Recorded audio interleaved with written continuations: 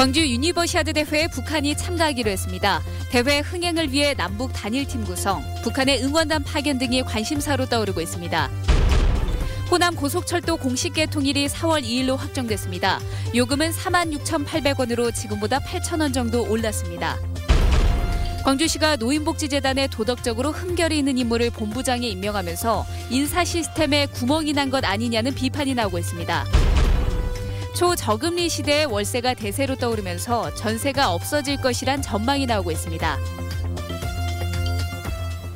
여러분 안녕하십니까? 광주 유니버시아드 대회에 북한이 참가하기로 했습니다. 반가운 일입니다만 이걸로는 부족합니다. 대회 흥행을 위해서는 남북 단일팀 구성, 북한의 응원단 파견, 이런 카드들이 필요합니다. 먼저 김철원 기자입니다. 유니버시아드 대회가 대학생들의 스포츠 축제라는 점에서 세계의 이목을 끌기엔 다소 역부족입니다. 광주시가 남북 단일팀 구성에 목을 매는 건 흥행 문제를 단박에 해결할 수 있기 때문입니다. 이런 광주시의 기분 좋은 소식이 날아왔습니다.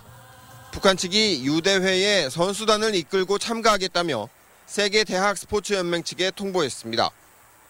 북한은 탁구와 여자축구, 핸드볼 등 8개 종목에 걸쳐 108명의 선수단을 파견할 예정입니다. 이에 따라 남북 단일팀 가능 종목과 북한 응원단 파견 등에 대한 논의가 급물살을 탈 수도 있을 것으로 기대됩니다. 한두 개 종목은 서로가 남북관계의 긴장 완화 내지는 남북관계 발전을 위해서도 꼭 필요하다 이렇게 생각을 합니다. 유대회 조직위원회는 다음 주 중으로 범시민 추진위원회를 출범시켜 유대회를 남북 평화축제로 열기 위한 분위기를 고조시켜 나갈 계획입니다. 여기에다 국회 국제경기특별위원회는 오는 12일 남북 단일팀 구성을 촉구하는 결의안을 논의해 정부 차원의 지원 대책을 주문할 예정입니다. 광주만의 행사가 아닌 우리 대한민국의 행사가 되기 위해서는 문체부나 통일부가 좀 더 적극적으로 나서줘야지만이 성공적인 대회가 될 거라고 확신합니다. 광주 유대회가 세계 종합경기 사상 최초로 남북 단일팀 구성을 성사시키고 남북 화해와 협력의 물꼬를 틀 수 있을지 그 성과는 넉 달 동안의 노력에 달려 있습니다. MBC 뉴스 김철원입니다. 개막이 넉 달 앞으로 다가왔으니까 늦은 감이 있지만 정부도 유대회에 관심을 보이기 시작했습니다. 오늘은 문체부 차관이 현장을 점검했습니다. 이어서 정용욱 기자입니다. 유대회 개막 D-120일. 개막이 넉 달 앞으로 다가오면서 김종 문화체육관광부 2차관이 직접 첫 현장 점검에 나섰습니다. 다목적 체육관과 수영장 등 경기시설 준비는 좋지만 시설 외적인 면은 아직 부족하다고 평가했습니다.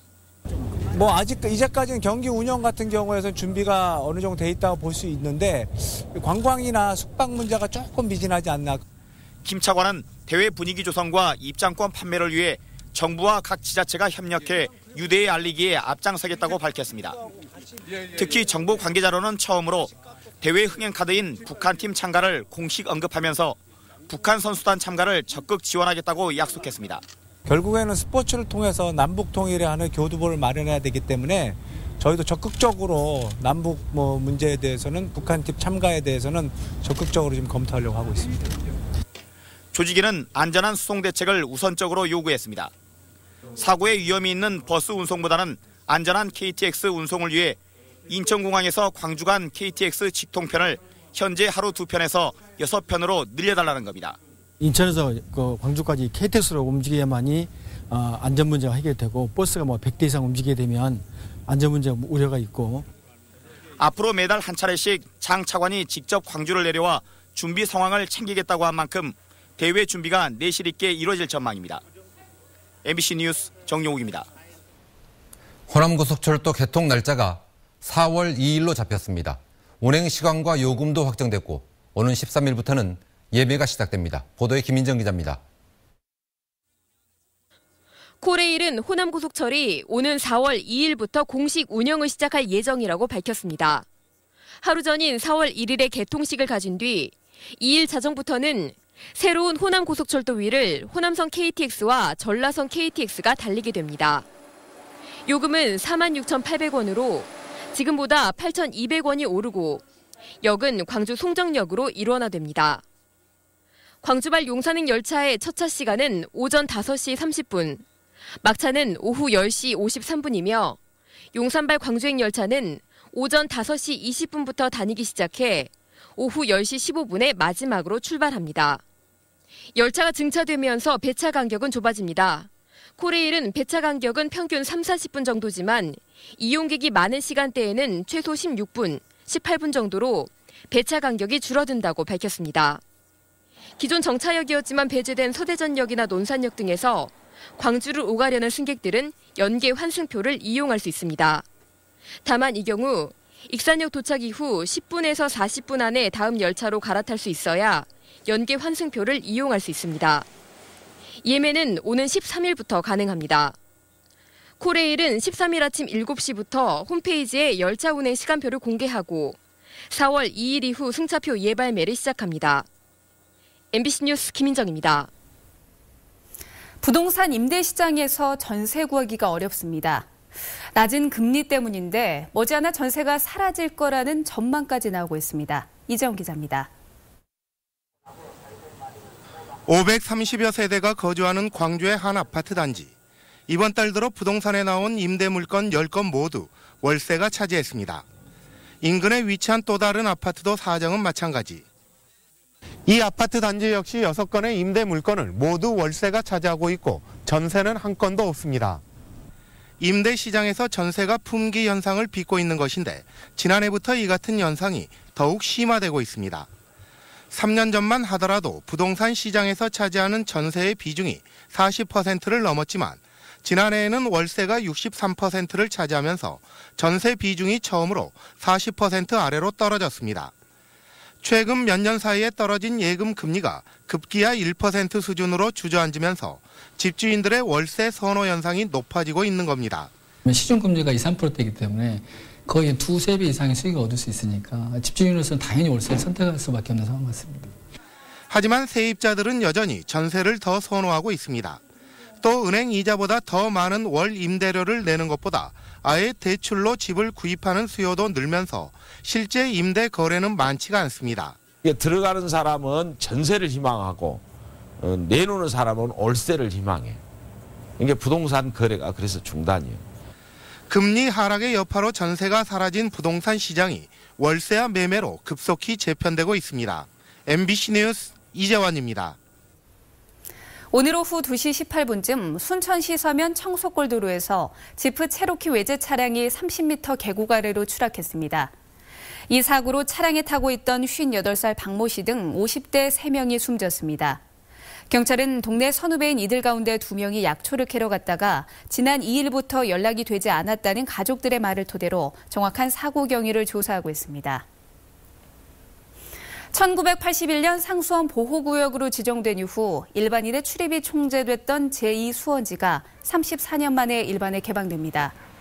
광주시는 오늘 14일 오전 9시 30분부터 동구 용현동 제2수원지 댐 하부를 시민들에게 전면 개방한다고 밝혔습니다.